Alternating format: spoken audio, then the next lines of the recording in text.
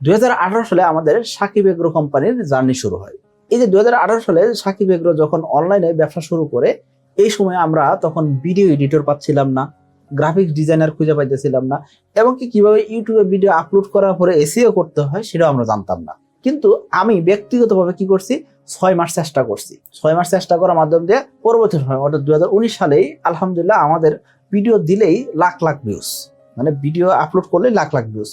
প্রতি সপ্তাহে 1টা বা 2টা করে ভিডিও দিতাম। তার মানে আমরা মোটামুটি মাসে 6টা থেকে 8টা ভিডিও কম করে হলে দিতাম, এবং খুব ভালো রেসপন্স পাইতাম, এবং অনেক অনেক বেচা বিক্রিও শুরু হয়েছে। এখন আপনি বলতেন 2018 সালে যখন আপনারা অনলাইনে ব্যবসা শুরু করলেন, এই ক্ষেত্রে আপনারা তো জানতেন না কিভাবে এডিট করতে হয়। খেয়াল করেন, আমি ওই সময় একজন এডিটর নিব, একজন গ্রাফিক্স ডিজাইনার নিব, বা একজন এসইও করে এসইও এক্সপার্ট নিব, বা ডিজিটাল মার্কেটার নিব, এরকম লোক আসলে খুঁজে পাইতেছিলাম না। সর্বপ্রথম মার্কেট প্লেসে এরকম লোক এরকম অ্যাভেলেবল ছিল না।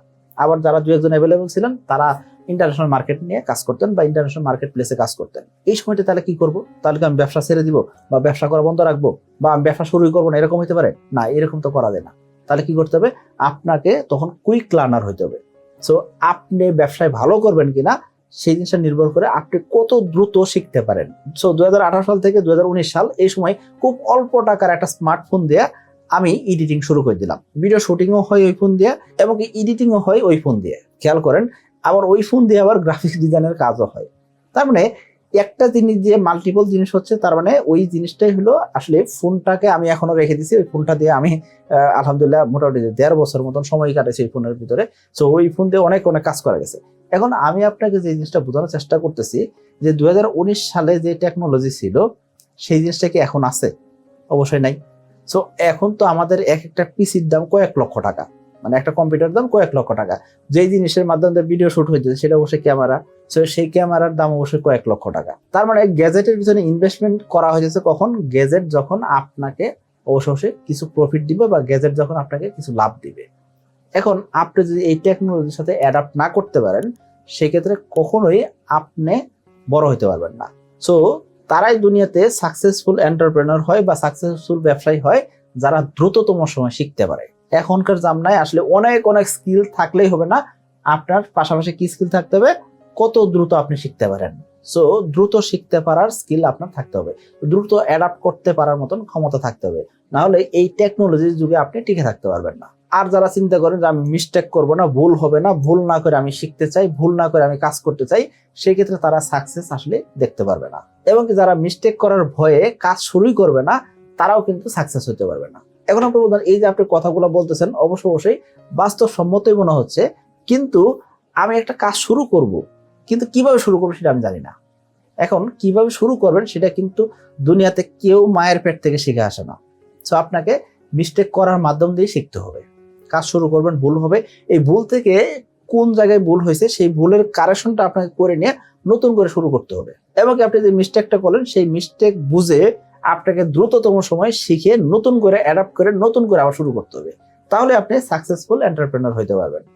কিন্তু আমাদের দেশে অধিকাংশ উদ্যোক্তা ভাইরা ব্যবসা শুরু করেন ঠিকই, 2 মাস 3 মাস 6 মাস 1 বছর খুব কষ্ট করে চেষ্টা করেন, কিন্তু তারপর দেখা যায় কি 6 মাস 1 বছর পরে আর কাজ করতে ভালো লাগতেছে না, তখন তারা বিভিন্ন জায়গায় ইন্টারভিউ দেওয়ার চেষ্টা করেন, বিভিন্ন জায়গায় তারা চাকরি করার চেষ্টা করেন।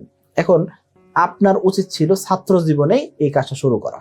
অর্থাৎ আপনি যখন ইয়াং এনার্জেটিক ওই সময় আপনি এই কাজগুলো শুরু করেন, অর্থাৎ ব্যবসা শুরু করার চেষ্টা করতে পারেন, অল্প অল্প টাকা দিয়ে ইনভেস্ট করে আপনি ব্যবসা করেন।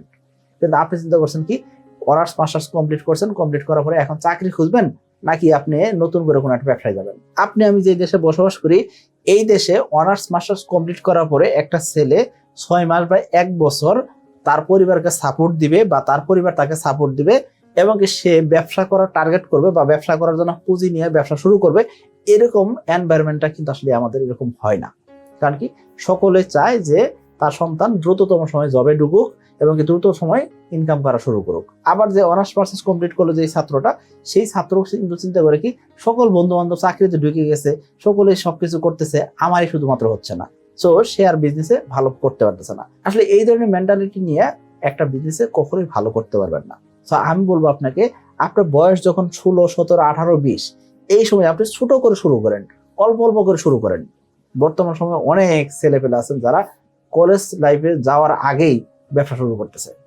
সো আপনি অবশ্যই যে অবস্থা আছেন সেই অবস্থা থেকে ছোট করে শুরু করেন, মিস্টেক হবেই। অল্প টাকা ইনভেস্ট করে শুরু করা যায়, 5,000, 10,000, 20,000 টাকা ইনভেস্ট করেও অনেক ব্যবসা করা যায়। তো এই ব্যবসাগুলো আপনি শুরু করেন, এক্সপিরিয়েন্স গ্যাদার করেন, কোথায় ভুল হচ্ছে সেটা কারণ খুঁজে বের করেন। একটা সময়ে আপনি দেখবেন কি একটা স্কিল হয়ে গেছে, আপনার একটা এক্সপিরিয়েন্স হয়ে গেছে, সেই এক্সপিরিয়েন্সটা কাজে লাগিয়ে আপনি পরবর্তী যখন ব্যবসা শুরু করবেন সেক্ষেত্রে ভালো একটা আপনি সাপোর্ট পাবেন। আমি আমার ব্যক্তিগত জীবন থেকে বলতেছি, এক্সপিরিয়েন্স থেকে বলতেছি। আমার বয়স বেশি না, মাত্র 30 বছর বয়স। আলহামদুলিল্লাহ বেশ কয়েকটি কোম্পানি আমার হাত ধরে চলতেছে, বা বেশ কয়েকটি কোম্পানির মালিক আমি। সো এই জিনিসটা কিন্তু একদিনে শুরু হয় নাই, অবশ্যই ছাত্র জীবন শুরু করতে হয়েছে। সো ছাত্র জীবন শুরু করার মাধ্যম দিয়ে আলহামদুলিল্লাহ আমার কোম্পানিতে বেশ কিছু লোকের কর্মসংস্থান হয়েছে। সো আমি বলবো আপনাকে, আপনি যত দ্রুত সময়ে এক্সপিরিয়েন্স গ্যাদার করতে পারেন সেটা আপনার জন্যই ভালো। এবং কি আপনি মিস্টেক করবেন, এটি স্বাভাবিক, তবে কুইক লার্নার হইতে হবে। বর্তমান সময়ে কুইক লার্নারের উপরে কোনো স্কিল নাই। সো এই জিনিসটা আপনাকে সর্বপ্রথম শেখার চেষ্টা করতে হবে। আশা করি বুঝতে পারছি। সকলে ভালো থাকবেন, সুস্থ থাকবেন। আসসালামু আলাইকুম।